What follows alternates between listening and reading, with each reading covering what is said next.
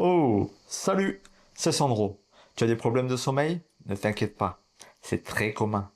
40% des adultes ont des problèmes de sommeil. C'est énorme. Alors, vu l'impact que ça a sur nos vies, surtout après 40 ans, aujourd'hui je vais te montrer 3 techniques simples pour mieux t'endormir. Des techniques que j'utilise sur moi-même et sur mes proches. Et tu verras, c'est pas compliqué et c'est rapide. D'habitude, ma méthode est simple. J'étudie un sujet à fond, je décortique toutes les études qui sont faites dessus, j'écoute les mecs les plus calés sur le sujet sur la planète, et puis après, je teste sur moi et mes élèves, et je garde ce qui marche. Mais aujourd'hui, on fait l'inverse. Ça fait des années que j'utilise personnellement des techniques mécaniques pour m'endormir. 3 solutions simples et concrètes que j'ai conseillées des dizaines de fois, et qui ont chaque fois porté leurs fruits sur le terrain. Le truc, c'est que j'ai jamais cherché les papiers scientifiques derrière. C'était juste des habitudes pratiques que j'avais construites au fil des années avec mon expérience. Alors, avant de créer cette vidéo, j'ai voulu faire le chemin inverse. Je suis allé chercher les études faites sur ce domaine pour voir si mes 3 solutions de terrain étaient validées par la science. Spoiler alerte, oui, elles le sont toutes les 3 et à 100%. Laisse-moi te montrer ce que la science a découvert et comment je l'applique concrètement au quotidien pour hacker mes nuits. Imagine, tu es dans ton lit, puis tu te remémores une situation désagréable, un gars qui t'avait mal parlé. Et là tu te dis, ah, j'aurais dû dire ça. Et ça aussi, ah oui, j'aurais dû dire ça. En plus, lui, il avait fait avant. Ah, mince, si je lui avais dit ça, je lui aurais cloué le bec. Tu fais ça aussi? N'aie pas honte. Je suis un professionnel de ça. Tout le monde fait ça. Mais ça sert à rien. Et en plus, tu fabriques une histoire dans ta tête qui te maintient éveillé. Ton cerveau a besoin de se relâcher. Et pour ceux qui ne sont pas des pros de la méditation, forcer à faire le vide dans ta tête n'est pas la solution.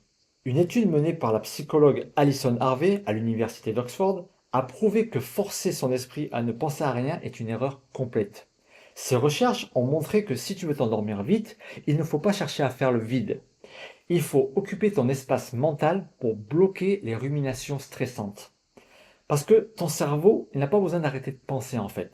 Il a besoin d'arrêter de résoudre des problèmes ou de focus sur une histoire que tu construis dans ta tête. Tu as sûrement entendu parler de compter les moutons. Et c'est pas pour rien. Mais compter, c'est trop facile. Ton cerveau arrive à le faire tout en étant occupé à créer une histoire à côté.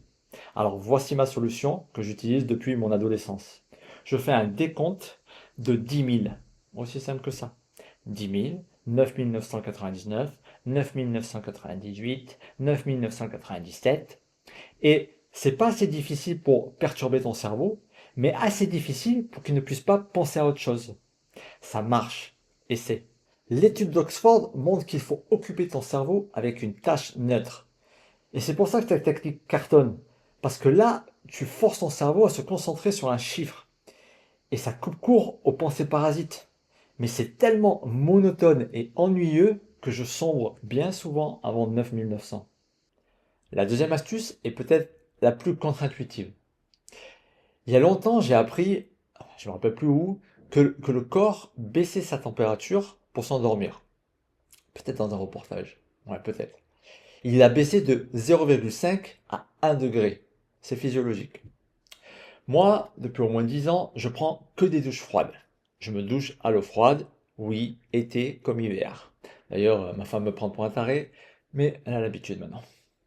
Je trouve que ça revigore et que j'ai plus d'énergie. Mais faire ça avant de se coucher, non, parce que ça réveille. Alors un jour, je me suis dit, bah écoute, si l'eau froide réveille, peut-être que l'eau chaude endort. Donc j'ai pris une douche chaude avant d'aller me coucher. Eh ben ça a marché.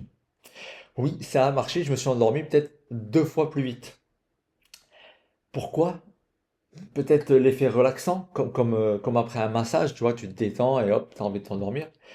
Mais ça n'avait pas de logique avec le fait que je viens de vous dire avant, que le corps doit refroidir pour s'endormir. C'était même l'opposé. Mais maintenant, je sais pourquoi. En 2019, une énorme méta-analyse publiée dans Sleep Medicine Review a passé au crible plus de 5000 publications scientifiques sur le sujet pour en retenir seulement 17 ultra rigoureuses. Leur conclusion est indiscutable. Prendre un bain ou une douche entre 40 et 42 degrés, exactement 1 à 2 heures avant le coucher, permet de s'endormir beaucoup plus rapidement et d'améliorer la qualité du sommeil. Alors pourquoi? C'est de la thermorégulation.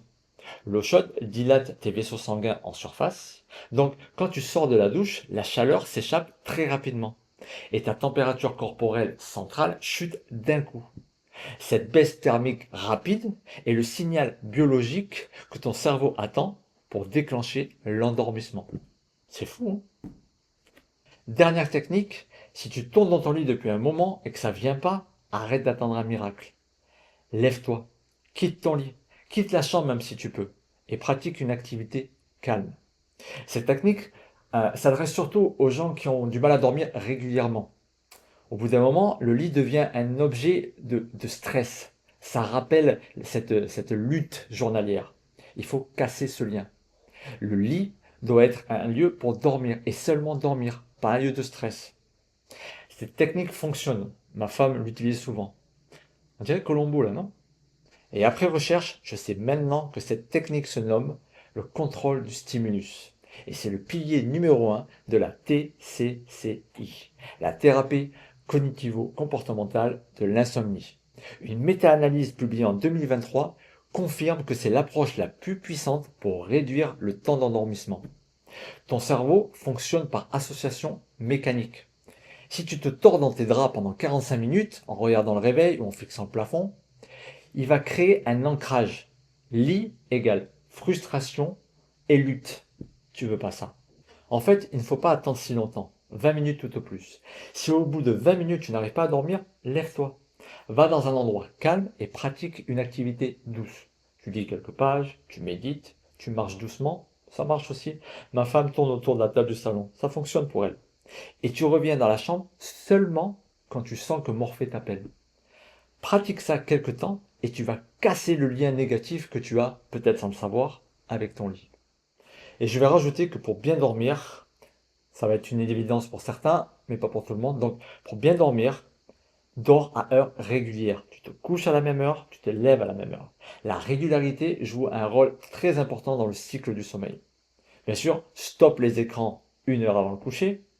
Dors dans une chambre noire, totalement noire. Calfeutre les fenêtres s'il faut. Et évite les lumières veille, là, tu sais, des appareils, là, bleu, vert, rouge, là. Même si c'est un tout petit point. Coupe ça, élimine ça. D'abord, il ne devrait même pas avoir d'appareil électrique dans ta chambre. Et enfin, essaye, quand tu peux, ça c'est moins évident, de dormir dans une chambre fraîche. 19 degrés est la température idéale pour bien dormir. On récapitule les 3 armes validées par le terrain et la science.